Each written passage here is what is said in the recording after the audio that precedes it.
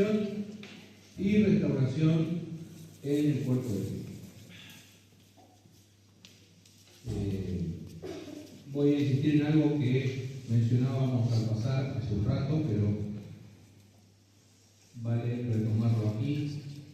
La iglesia, el cuerpo de Cristo, es un lugar de exhortación y restauración. No hay tarea de formación de vida de carácter cristiano si a la iglesia le quitamos o le robamos la posibilidad de exhortar y corregir.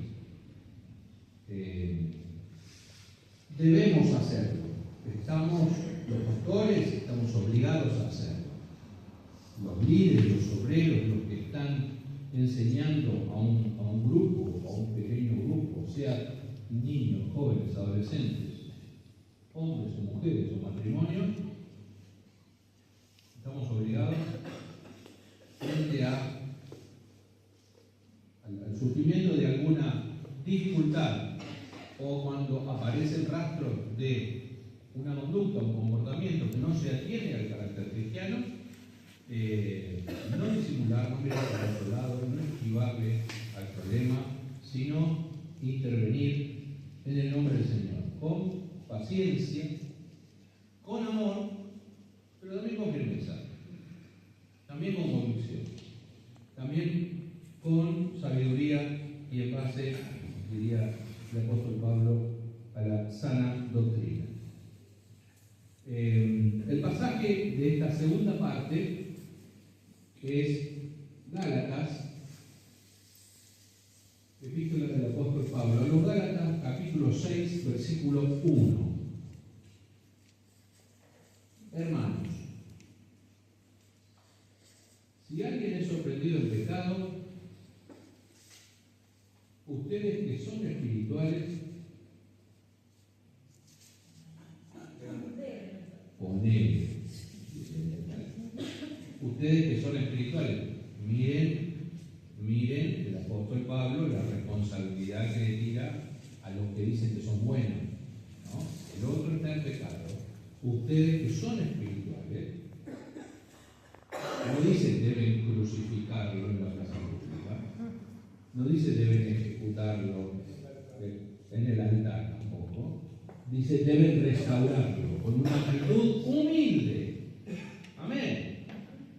Ese es el manual de instrucción en la hoja de ruta y la actitud. Pero cuídese cada uno, porque como en espejo, o miro al otro y en el otro estoy viendo mi propia debilidad, mi propia humanidad, yo también puedo ser tentado. Tienen algo en común los dos pasajes que elegimos para esta mañana, que es el pecado. En Mateo decía, si tu hermano peca contra ti. Aquí arranca, si alguien es sorprendido en pecado. ¿Por qué será?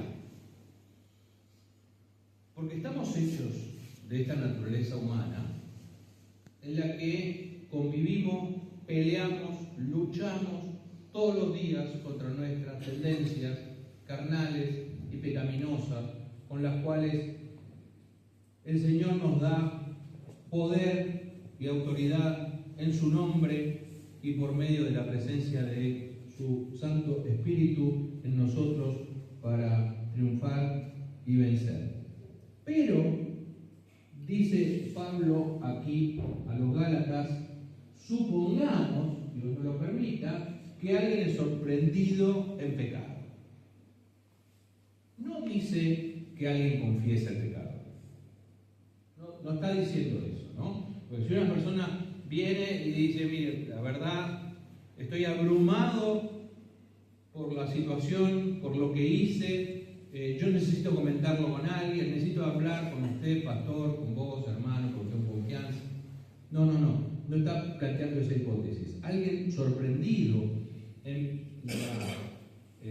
la conducta pecaminosa no es alguien que confiesa, sino alguien que estaba andando en eso y lo estaba ocultando. Por lo tanto, ese famoso episodio en el que se destapa la olla, ¿no? La misma expresión está en los evangelios cuando la mujer pecadora es sorprendida en el acto mismo del adulterio, ¿no? No estaba confesando su pecado, sino que lo estaba ejecutando. Alguien es sorprendido en pecado, pero en este caso es sorprendido dentro de la iglesia, estando dentro de la iglesia, siendo parte de una congregación. Alguien no está obrando bien, alguien está sacando los pies del plato, alguien está comportándose de una manera que no es digna del reino de Dios, ni de los hijos de Dios, ni de la vida de la iglesia. Puede suceder, porque estamos rodeados por una vida de pecado, porque nuestra vieja naturaleza muchas veces vuelve a manifestarse, porque la obra del Señor no se ha completado todavía. ¿Para qué está la iglesia? El título de esta segunda parte es exhortación y restauración. Está para exhortar y está para restaurar. Dios nos permita ser usados como casa de restauración para muchos. Amén. Este mundo no tiene esa actitud. Y por lo que yo veo, el mundo cada vez menos va a tener esa actitud. El mundo es cruel. El mundo que nos rodea no te deja pasar una. Está esperando que te equivoques para descalificarte. Dios es un Dios de segundas oportunidades. Y la vida de la iglesia está hecha por gente que está llena de defectos, pero que ha sido sanada, restaurada, corregida muchas veces, para vivir una vida nueva. Y Pablo, creo que con toda intención, tiene esta expresión: ustedes que son espirituales. Le coloca al resto de la congregación una carga santa, ¿verdad? Una responsabilidad.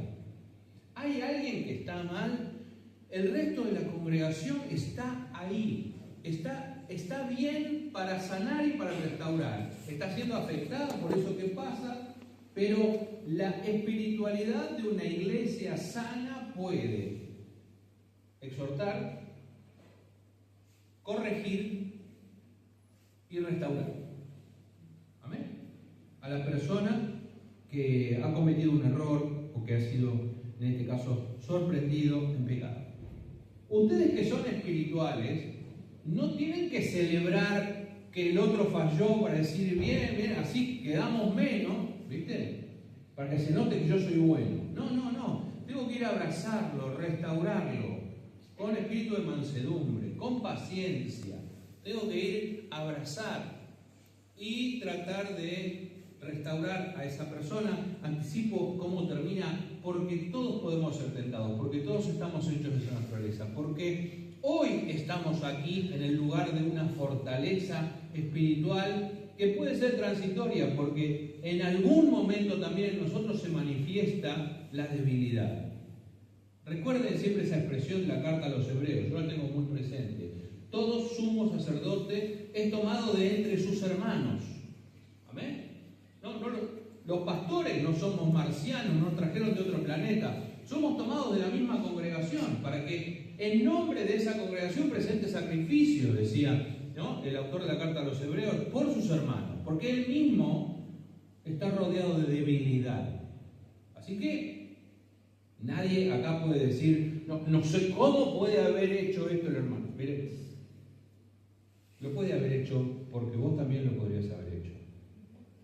Porque al cabo de caminar un tiempo en el ministerio, en la iglesia, yo ya le he dicho a los hermanos de la iglesia, a mí nada de lo humano me resulta extraño.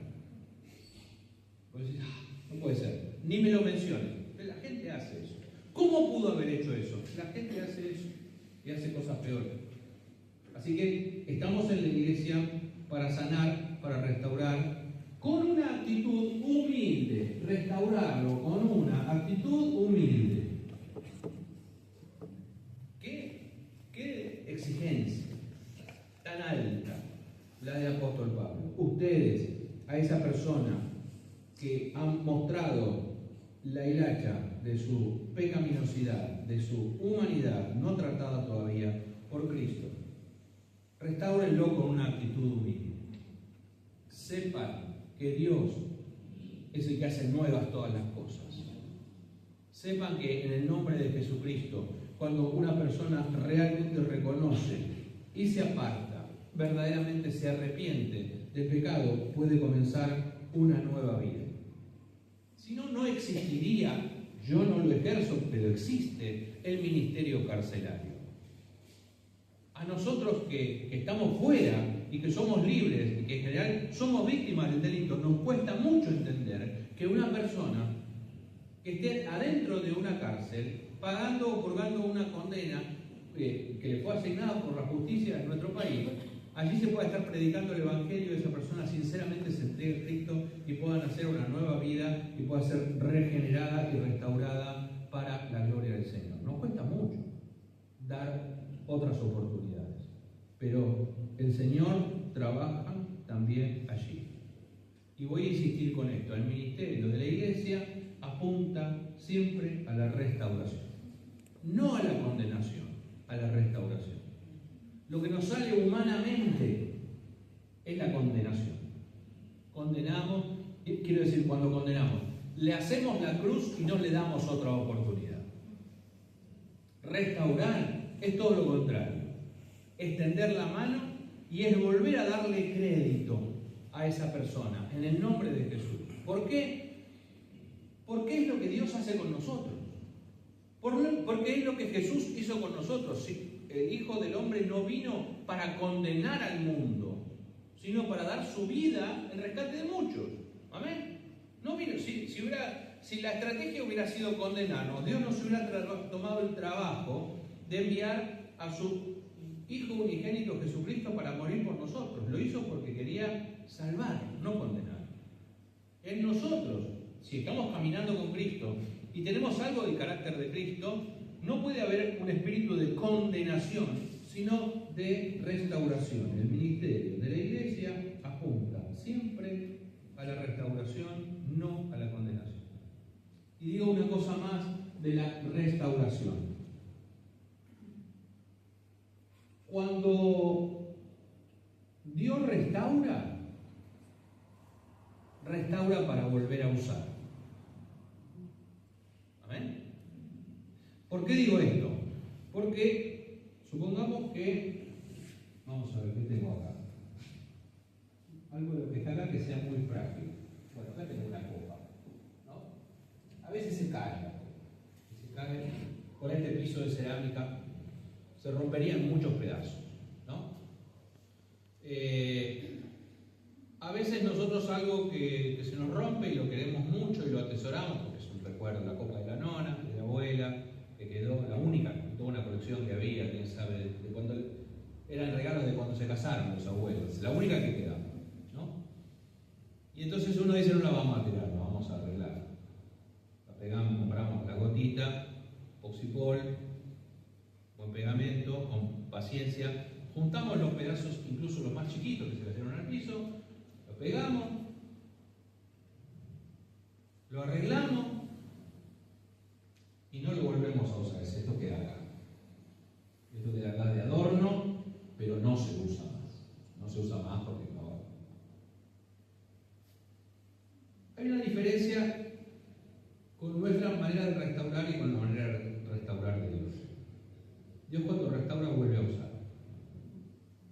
Lo hace de tal manera que ese vaso puede volver a ser usado. ¿Sabéis? Se puede volver a usar. Hay gente que se dedica a restaurar autos antiguos, no para dejarlos en un taller. Después se da el gusto de ir a dar una vuelta, aunque sea el domingo en la mañana por el barrio, ¿no? Restaurado vale doble. Restaurar es una tarea cara, lleva tiempo, requiere dedicación. Restaurar no sale como ristra de chorizo así, dale que va, y sale la restauración. Lleva tiempo, lleva empeño.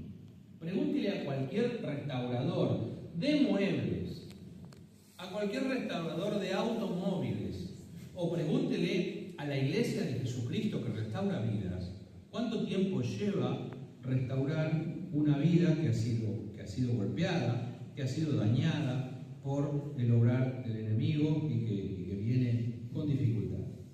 Dios restaura para volver a usar. Y la actitud debe ser de humildad ante el pecado del otro. Actitud de humildad frente al pecado del otro. Yo puedo estar en su mismo lugar. ¿Por qué? Porque estoy cortado por la misma tijera, porque somos de la misma naturaleza. La única diferencia es que tal vez en tu vida el obrar del Señor fue tan maravilloso, le diste tanto lugar, algún mérito tuviste, pero mucho más tuvo mérito la sangre de Cristo que obró poderosamente en tu vida y el poder del Espíritu Santo que te restaura y te regenera, que ya estás en otro momento y en otra etapa de la vida. Yo lo entiendo. Pero, dice Pablo, cuídese cada uno. Cuídese cada uno. Cada uno tenga cuidado de sí mismo. Cada uno mire su propio corazón. Guarda tu corazón. Mientras no festejes la caída de tu hermano. No celebres la caída de tu hermano. A veces en nuestro orgullo y en nuestra humanidad hay cierto regocijo, no lo vamos a reconocer nunca. Yo como acá les pregunto a todos, no, pastor, eso no, a mí no me pasó nunca. Pero a veces competimos. A veces surge en nosotros el gen de la competitividad, por un espacio, por un lugar, por un rol. Y que el otro caiga, la verdad me viene bárbaro. Te digo en el nombre de Jesús, cuídese cada uno a sí mismo. Al tiempo que administramos la crisis de otro y lo restauramos con mansedumbre para que Dios lo pueda volver a usar. Cada uno cuídese a sí mismo, tenga cuidado, cuide su propio frente interno, es decir, guarda tu corazón. Sobre toda cosa guardada, guarda tu corazón, porque de él mana la vida. Guarda tu corazón. No permitas que surjan en vos esos sentimientos que no vienen de parte de Dios, sino que tienen que ver más con el orgullo y con la carne. ¿Por qué? Y concluye así. Porque también puede ser tentado. Porque todos nosotros podemos ser tentados. Porque eso que nos resulta increíble que el otro hermano no haya visto y haya caído en semejante horror, en semejante grosería, porque a veces el pecado es grosero, no es que no lo viste venir. Lo viste venir. Y fuiste seducido y te fuiste enredando y caíste. Dice la palabra del Señor, porque todos podemos ser tentados y todos podemos estar de alguna manera en ese lugar el día de mañana, y el día que estemos en ese lugar vamos a querer tener esta iglesia, la iglesia que restaura y vuelve a usar, la iglesia que restaura, corrige, perdona, exhorta y vuelve a dar oportunidad, en el nombre de Jesús. Amén. Así que esto puede terminar así. En la iglesia debe haber lugar para la exhortación. Si vos querés una iglesia en la que simplemente haya un mensaje desde el púlpito que se predica, vos tomás nota, aprendés, te llevas tus apuntes, te estás perdiendo algo. Te estás perdiendo algo que va a ocurrir. Es que en la convivencia de la vida espiritual de la iglesia, en las cenas, en los almuerzos, en los picnics, en un retiro, en un campamento, en la vida misma, en el compartir, mostramos cuáles son nuestros defectos y somos corregidos. Así no se habla, eso no se hace, hay otra manera de pensar. Eso que dijiste tiene mucho que ver con cómo piensa el mundo, pero ¿Jesús estaría de acuerdo con eso? ¿Chequeaste bien lo que dijiste? Pero no lo vas a decir en la iglesia. Esas cosas rara vez se manifiestan en el culto, se manifiestan en la convivencia, en una salida en la que fuimos a pescar todos los hombres, en un picnic en un parque, donde pasamos varias horas, donde nos soltamos y nos distendemos, nos sacamos la careta de miembro de la iglesia que asiste al culto y dejamos traslucir realmente como somos, y actuamos y hablamos como hablamos habitualmente en casa, y ahí salta la libertad. Y ahí se nota el vocabulario, el carácter, las reacciones, lo que te enoja, cómo reaccionar frente al enojo, y le vas a tener que permitir al Señor que trabaje con esto: exhortación y restauración del cuerpo de Cristo. En la iglesia tiene que haber lugar para la exhortación, y siempre el trabajo apunta a la restauración del creyente. Amén. En la iglesia tiene lugar la exhortación, la reprensión y la corrección. Todo esto es para bendecirnos. Todo esto es obra del Espíritu Santo que trabaja poderosamente en nosotros. ¿Amén? No podemos no darle lugar, porque nos estaríamos quedando con algo menos de lo que Dios quiere compartir con nosotros. Amén. Amén. Comentarios finales. Esta es la chapa. Esto está fuera del programa. Anoté lo siguiente para dejarlo. Después le voy a pasar los apuntes a Gabriel para que los puedan tener. Hay muchos textos, otros textos bíblicos para que ustedes puedan indagar, estudiar, profundizar. Hagan con esto lo que el Señor les mueva a hacer. En la iglesia tiene que haber lugar para la exhortación. Tiene que haber lugar para la exhortación. Es parte de la enseñanza del Nuevo Testamento que tenemos que exhortar, que tenemos que saber dar y recibir la exhortación. Y que no solamente tenemos que aceptar la exhortación de los pastores, que la tenemos que aceptar, porque son nuestros pastores, porque tienen autoridad espiritual dada por Dios. Y un pastor tiene la obligación, a veces no quisiéramos tener que hacerlo, pero es nuestra obligación, porque Dios nos ha puesto aquí por esa razón. Pero no solamente el pastor. Van a ver ustedes en los textos que yo les voy a dejar que la exhortación es de unos a otros. Que hay lugar en la palabra del Señor que dice: exhortaos los unos a los otros. No dice que venga el obispo, no dice que tienen que esperar que venga el apóstol una vez cada 5 años de gira y pase por Muñiz para exhortar. No, que la exhortación circula en una iglesia sana, en una iglesia viva. Nos exhortamos y nos corregimos mutuamente y no se ofende nadie. Es maravilloso, pero debería funcionar así. En segundo lugar, te digo que la reprensión, reprender a alguien, reprender en el sentido, no reprender al diablo, sino reprender a una persona que está cometiendo un error, apunta siempre a corregir lo deficiente. Esa es la tarea por la que Pablo lo había dejado a Tito en Creta. ¿Para qué lo dejó? Para corregir lo deficiente. ¿Cómo vas a corregir lo deficiente? Lo que no está en orden. Dice, la Nueva Versión Internacional dice, para poner en orden las cosas. Para poner en orden las cosas tenés que corregir lo que está torcido, tenés que enderezar, hay que exhortar. A Timoteo le dice: exhorta y reprende con toda paciencia y doctrina. Esa es la manera, o las maneras. Quiero que sepas que Jesús, que amaba a sus discípulos, reprendió a Pedro de una manera que nosotros no nos animaríamos a tratar a un hermano. Y le dijo a Juan y a Jacobo: ustedes no saben ni de qué espíritu son.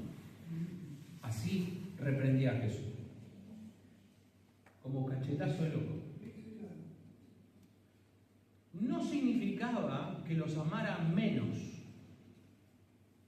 Pero la reprensión es en el momento en que un error se pone de manifiesto, no lo podés dejar pasar. No lo podés dejar pasar, porque pasa y es avalado como que, estaba bien, se podía decir, se podía... No, no se podía decir.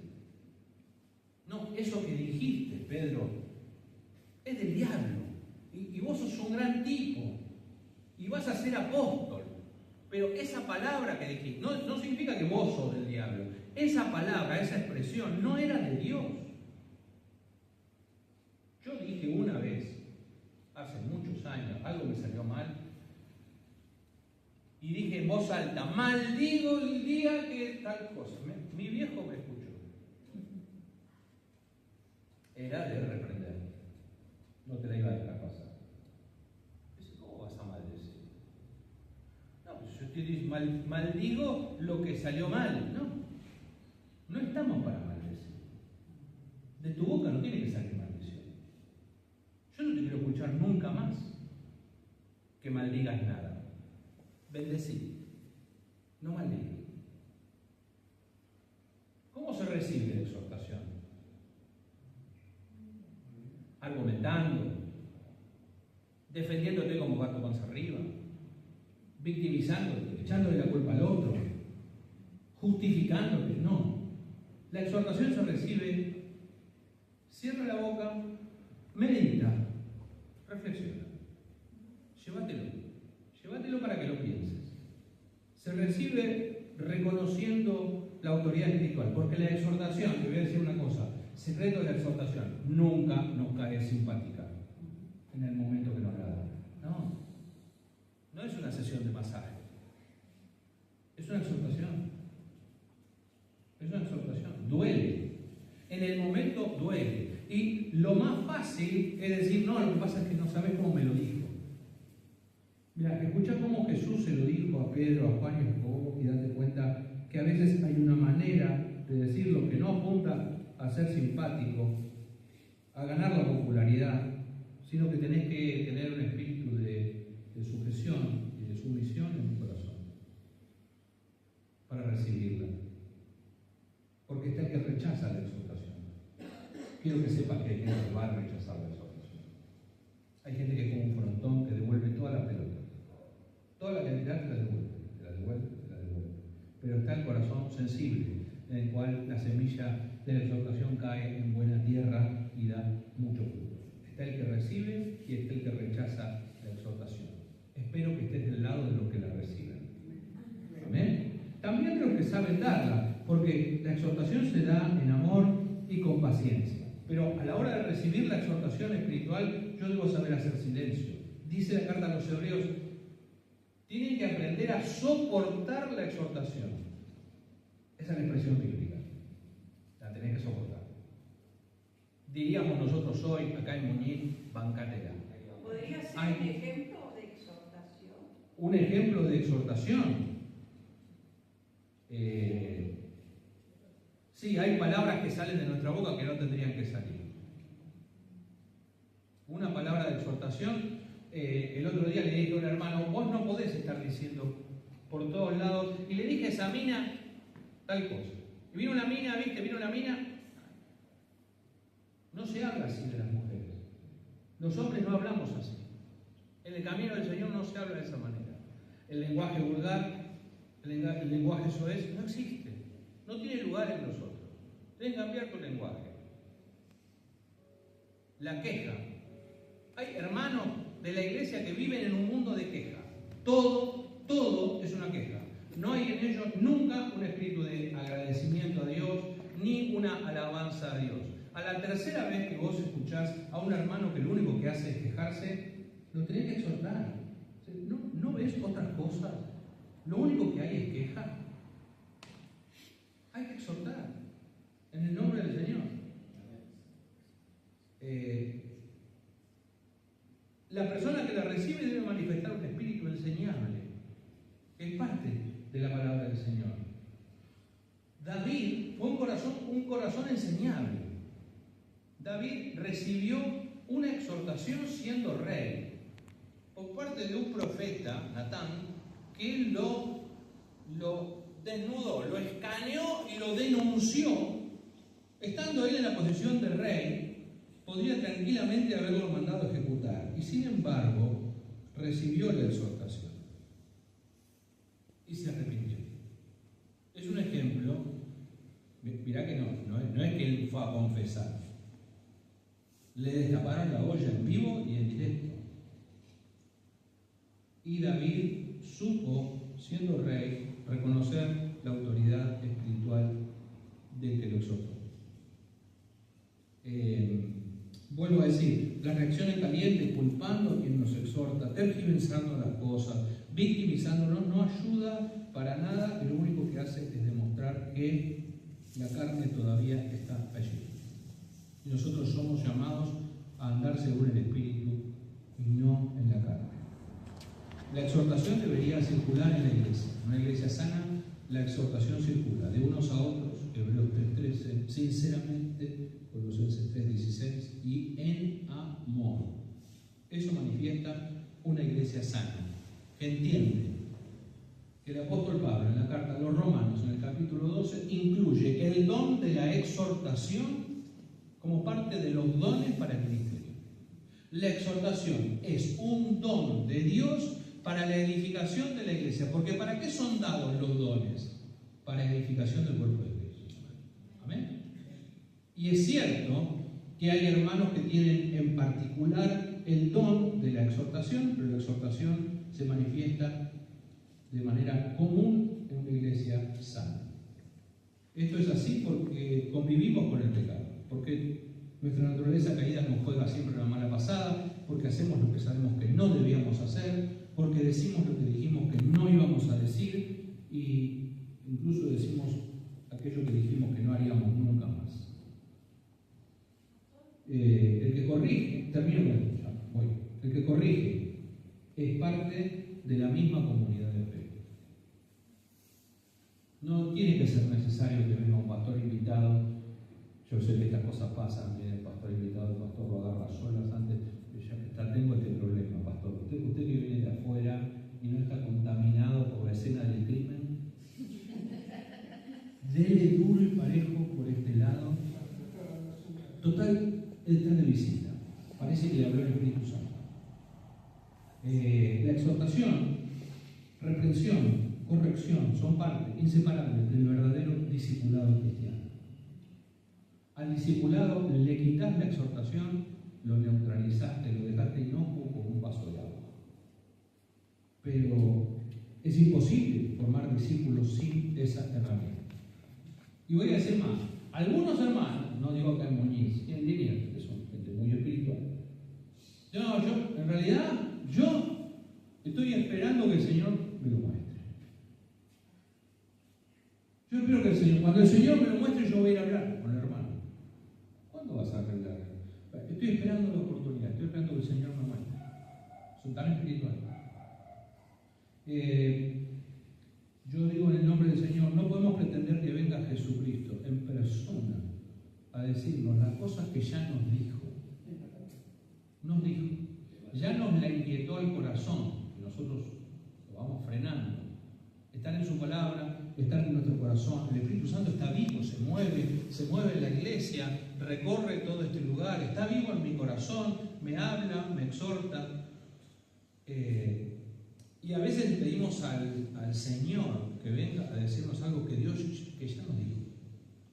Ya nos dijo en su palabra, o lo dijo a través de la predicación del domingo pasado, o lo dijo a través del testimonio de un hermano que justo dijo lo que vos querías decir, lo que vos necesitabas escuchar. Dios nos habla de muchas maneras y nos llama a la corrección y a la exhortación. Que esto pueda ser una realidad entre ustedes y pueda circular sanamente. Sí, yo creo que... Quería hacer una consulta. En la primera parte, cuando agotamos, digamos, los pasos que el Señor nos propone para poder solucionar un problema, dice, bueno, ok, olvídate, si no se solucionó, olvídate del tema. En el caso, en esta segunda parte de la exhortación, cuando nos encontramos con uno que es un frontón, Sí. que no hay vara que ¿cómo se procede? También, digamos, decimos, bueno, recibir ninguna corrección? ¿Cómo se...? Yo creo que hay cosas que salen con oración y ayuno, decía Jesús, ¿no? Hay cosas que hay que ponerlas en remojo en oración y esperar que esas barreras sean derribadas, se caigan.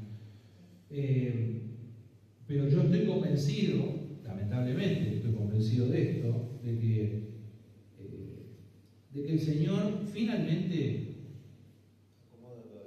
va a ir acomodando las cosas de una manera que es mejor siempre recibir la exhortación. Porque el Señor es el que ama disciplina. Porque el Señor nos exhorta y nos corrige para prevenirnos de cosas peores. De cosas peores. Porque el caminar cristiano es como un callejón que se va estrechando. Si uno no oye, si uno no escucha a esa persona que es un frontón, va a seguir adelante con todas esas contradicciones y con todos esos problemas y se la va a poner en la esquina. ¿Entendés? Porque no escucha hoy. La palabra de advertencia dada a mitad de cuadra es para que no choques en la esquina. Y Dios no quiere que choques en la esquina. Por eso, porque te ama, te corrige a tiempo. Te corrige a tiempo. Pero humanamente muchas veces rechazamos la exhortación de Dios. Y el camino se va angostando. Y las dificultades son cada vez mayores. Y digo esto, empiezan a aparecer otros problemas. Empiezan a aparecer otros problemas. Empiezan a aparecer problemas de salud. Empiezan a aparecer problemas familiares, problemas matrimoniales, conflictos con los hijos. El Señor te empieza a rodear la manzana. El enemigo también juega este partido. Si no nos acercamos a Dios a tiempo y no permitimos que Él tenga la palabra de exhortación y de corrección para nuestra vida, que nos saca de ese callejón, vamos a ir hacia un lugar muy difícil. Yo quisiera que puedas reaccionar antes. Que no sea necesario llegar a... Si en la cama de un hospital mucha gente le rinde su vida a Cristo. ¿Sí? A mí me dijeron eso mucho tiempo. Una persona que trabajaba de capellán en algún hospital me dijo, hay que ser muy, muy terco para no aceptar una bendición cuando estás en la cama mirando el techo. Yo quisiera que no tengas que llegar ahí, que no colapse toda tu estructura, que no choques la cabecita, que no se te venga abajo toda la estantería de tu casa, de tus hijos, de tu familia, de tu microemprendimiento, de tu trabajo, porque esos problemas que Dios quiere corregir, ¿no?, se manifiestan en todos los ámbitos de nuestra vida. Vos decís, no, esto es un problema dentro de la iglesia. No, es un problema con tu casa, es un problema en la convivencia con todo el resto de tu familia. Ese problema lo llevas al kiosco, lo llevas a la oficina, tenés problemas con tu compañero de trabajo, tenés problemas. El carácter no formado se paga carísimo. Y Dios quiere para nosotros otra vida, una vida nueva. Amén. Así que no, es orar por esas personas, que Dios tenga misericordia y que puedan reaccionar sanamente. Pero tengo en mi corazón la sospecha de que hay dos caminos: o nos acercamos a Dios o nos alejamos de Él. Y Dios quiera que esta palabra esta mañana te encuentre acercándote. Porque cuando uno empieza a alejarse, el camino es mucho más duro. Para quien ha estado cerca y ha llegado a estar cerca, pero de golpe empezó a hacer, el Señor quiere hacer algunos ajustes en tu vida que cada vez son más finos. Porque los primeros pecados que dejamos es muy obvio. Es muy obvio. Se dejan cosas grandes, a grandes pinceladas, pero después Dios empieza a trabajar con nosotros con una precisión, con un nivel de detalle. Porque lo que quiere hacer es formar el carácter de Cristo en nosotros. No quiere hacer gente más o menos buena. Quiere el carácter de Cristo. Y entonces el Señor empieza a trabajar con un nivel de detalle que requiere más exhortación, requiere más corrección. corrección, requiere que... Y a veces empezamos a rechazar, porque nos enfriamos espiritualmente, porque ya no estamos en el primer amor, porque otros problemas de la vida han aparecido, o porque simplemente endurecemos nuestro corazón frente al obrar de Dios que nos pide otras cosas. Las primeras 3 o 4 capas son fáciles de dejar, pero después llegamos hasta un núcleo de nuestra propia forma de ser que es muy difícil de cambiar. Yo lo sé. Dios todavía está trabajando en mí y Dios sigue trabajando en todos nosotros. Pero el problema puede ser que un día, en vez de seguir acercándote hacia Dios, que quiere cambiarte, empieces a alejarte de Él. Ese camino es muy doloroso y su fin no es bueno. No es bueno. No te voy a decir que vas a perder la salvación, pero no vas a alcanzar el propósito de vida plena y abundante que Dios tiene para tu vida aquí. En el cielo seguramente nos vamos a encontrar, somos todos buenas personas, pero digo, aquí puede haber vida plena y vida abundante para vos. Si permitís que el Señor te corrija y te exhorta con toda paciencia y doctrina. Y que la iglesia pueda usar las herramientas que tiene. No quiero ser más largo. Amén. Amén.